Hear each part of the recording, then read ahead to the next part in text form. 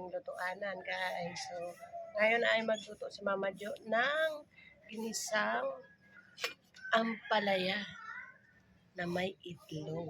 So, tara, ano ko lang. Ano ba yan? Nabulol pa. Ihanda ko lang to, guys. Ha? Binigay ito ng anak ko kasi umalis nga sila. So, ayan, tara. Ihanda na natin. Ayan, guys, ito. Sira na yun sa dulo. Ang galing na natin. Stuck na kasi nila to sa rep.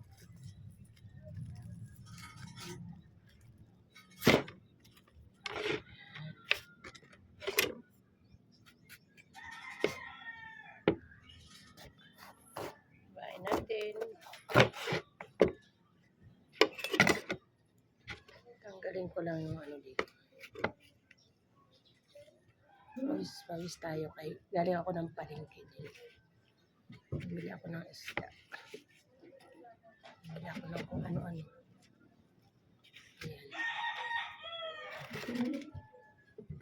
Sayang, muntik na masisira no. Hindi kasi nila to isa ko. Ano ba yung kurason? Ako lang kakain ito kasi yung mga anak ko ay hindi naman kumakain ng ganito. Kasi napapaitan sila. Ganun talaga ang palaya nga eh. Wala naman ang palayang matamis. Diba? Tapos slice natin ng manipis.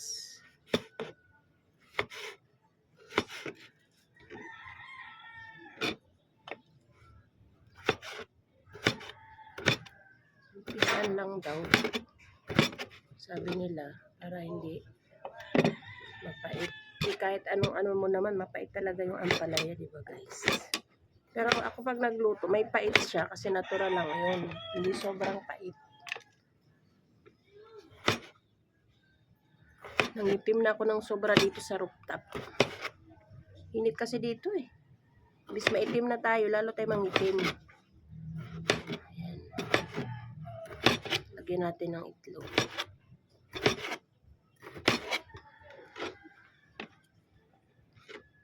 Ay, naku, ang init ito. Nagpapawisan si Mama Jo.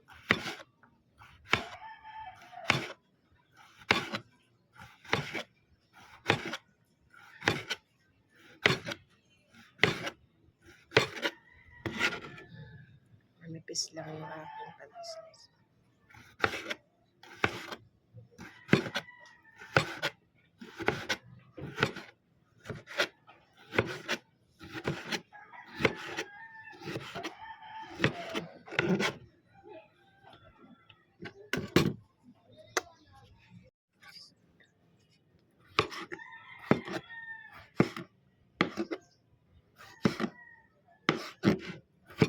Ulam ng mga anak ko ay yung ano, tawag dito, hila-hila, yung kung anong tawag sa inyo.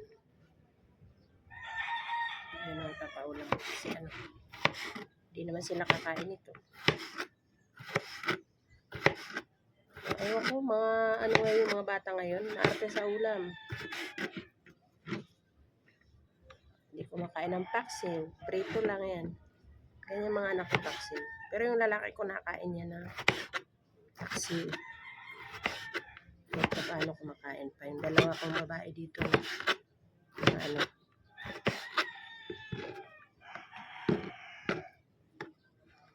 Ako lang nito magkinain. Okay lang man. Sarap man ang gulay.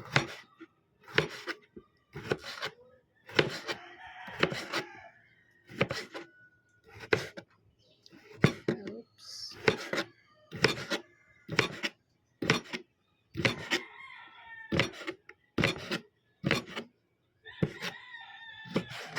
Tapos na hiwain.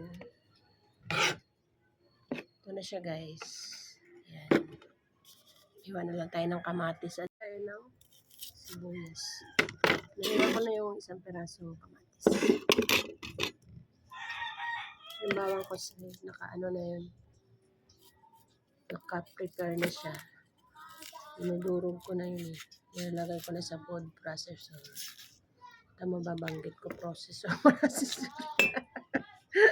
Pagpasensyahan nyo na ako kasi bullshit talaga ako sa mga bagay-bagay na salita.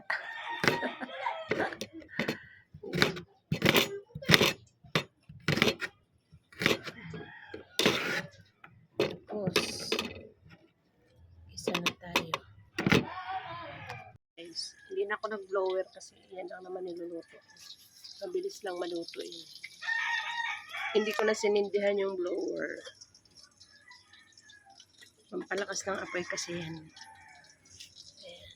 Ayan na guys, yung ating salami. Ay, salami, hindi pala salami, dila-dila. Ayan. Luto na.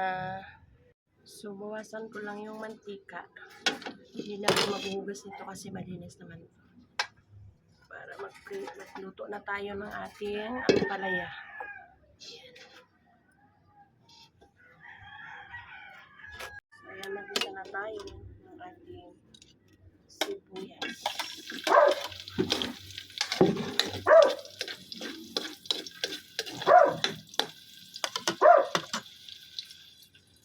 Ito yung bawang ko guys.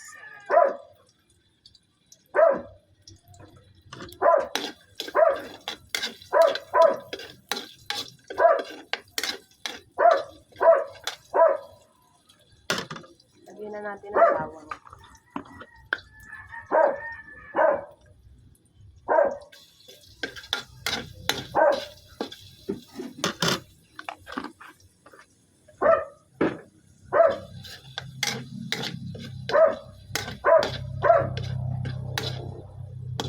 May talaga ng aso ko.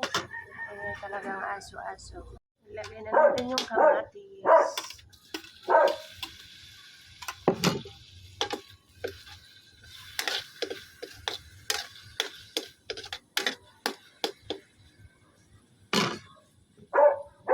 Ito na yung ating sibuyas, kamatis, and then yung bawang. Lagyan ko ng konting tubig.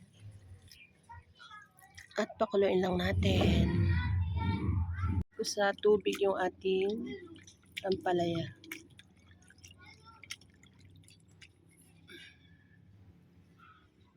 Tagal kumulo. Ayan, kumulo na din. Siyempre, lagay na natin yung ating gulay. Ang gulay natin ay hinugasan ko naman na. Binabad ko lang sa water. Yan.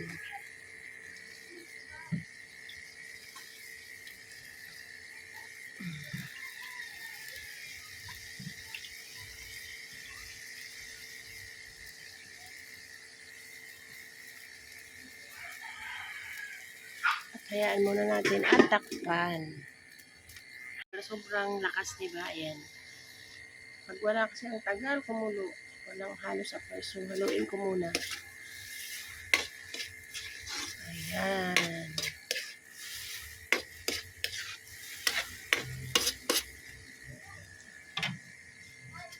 Natin kung anong lasa. Ayun. Ang sarap. Yan. At ilagay na natin yung ating isang peraso itlog.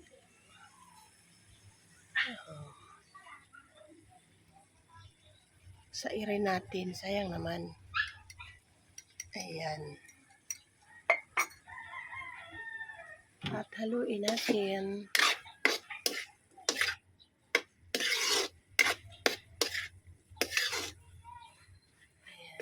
So, ayan na guys yung ating ginisang ampalaya with egg. So, ulam na ni Mama Jo yan.